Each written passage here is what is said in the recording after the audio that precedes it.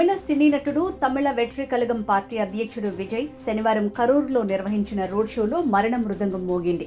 ఊహించని విధంగా జరిగిన తొక్కిసలాటలో 41 మందికి పైగా మృతి చెందగా 100 మందికి పైగా గాయపడ్డారు. మృతుల సంఖ్య మరింత పెరిగే అవకాశం ఉందని తెలుస్తోంది.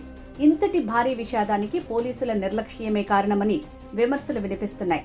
ఈ నేపథ్యంలో తమిళనాడు డీజీపీ జి వెంకటరామన్ ఈ ఘటనపై స్పందించారు.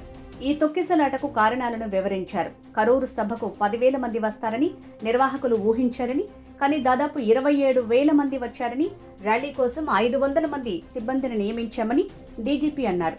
విజయ్ సభ కోసం మధ్యాహ్నం 3 గంటల నుంచి రాత్రి 10 గంటల మధ్య అనుమతి కోరారని, అయితే టీవీకే ట్విట్టర్ ఖాతాలో మాత్రం విజయ్ 12 గంటలకే వస్తారని పేర్కొన్నారని తెలిపారు. ఉదయం 11 గంటల నుంచి జనం రావటం ప్రారంభించారని, విజయ్ చివరికి సాయంత్రం 7:40 వచ్చారని తెలిపారు. అంతసేపు ఎండలో ఉన్న ప్రజలకు ఆహారం, నీరు లేదని తెలిపారు. జన సమూహాన్ని పెంచడం కోసమే విజయ్ కరూరు సభకు అంత ఆలస్యంగా వచ్చారని కొందరు విమర్శిస్తున్నారు. ఈ నేపథ్యంలో తమిళనాడు ముఖ్యమంత్రి స్టాలిన్ ఈ ఘటనపై సమగ్ర దర్యాప్తునకు ఆదేశించారు. రిటైర్డ్ జడ్జి అరుణా జగదీశన్ నేతృత్వంలోని కమిషన్ ఘటనపై పూర్తి నివేదికను అందించబోతోంది. కాగా ఈ ఘటనపై దేశవ్యాప్తంగా పలువురు అగ్రనేతలు దిగ్భ్రాంతి వ్యక్తం చేశారు. ఆక్రమణలో క్షతగాత్రులకు తమిళనాడు ఆసుపత్రిలో వైద్యం అందిస్తున్నారు. పలువురి పరిస్థితి విషమంగా ఉన్నట్లు వార్తలొస్తున్నాయి. అయితే తొక్కిసలాట మృతుల కుటుంబాలకు టీవీకే అధినేత విజయ్ ఎక్స్ గ్రేషియా ప్రకటించారు. మృతుల కుటుంబాలకు 20 లక్షల చొప్పున పరిహారం ప్రకటిస్తున్నట్లు తెలిపారు. క్షతగాత్రులకు 2 లక్షల చొప్పున పరిహారం అందజేస్తున్నామని వివరించారు. బాధితులకు అండగా ఉంటామని టీవీకే అధినేత విజయ్ పేర్కొన్నారు. తొక్కిసలాటకు సంబంధించి కరూరులో టీవీకే పార్టీ నాయకులు 4గురిపై పోలీసులు కేసు నమోదు చేశారు.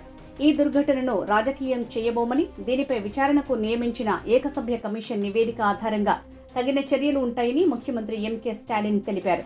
తొక్కిసలాట నెలకొన్న ప్రాంతంలో చెల్లాచెదురుగా పడిన చెప్పులు, చిరిగిన బ్యానర్లు, నలిగిన పార్టీ కండువాలు ఈ ఘటనకు మూగ సాక్ష్యాలుగా నిలిచాయి. ఈ తొక్కిసలాటలో మృతుల సంఖ్య సోమవారానికి 41కి చేరింది. 80 మంది వివిధ ఆసుపత్రుల్లో చికిత్స పొందుతున్నారు. వారిలో 5గురి పరిస్థితి విషమంగా ఉన్నట్టు సమాచారం. మృతి చెందిన వారిలో ఒక్క కరూరు జిల్లాకు చెందిన వారే 32 మంది ఉన్నారు.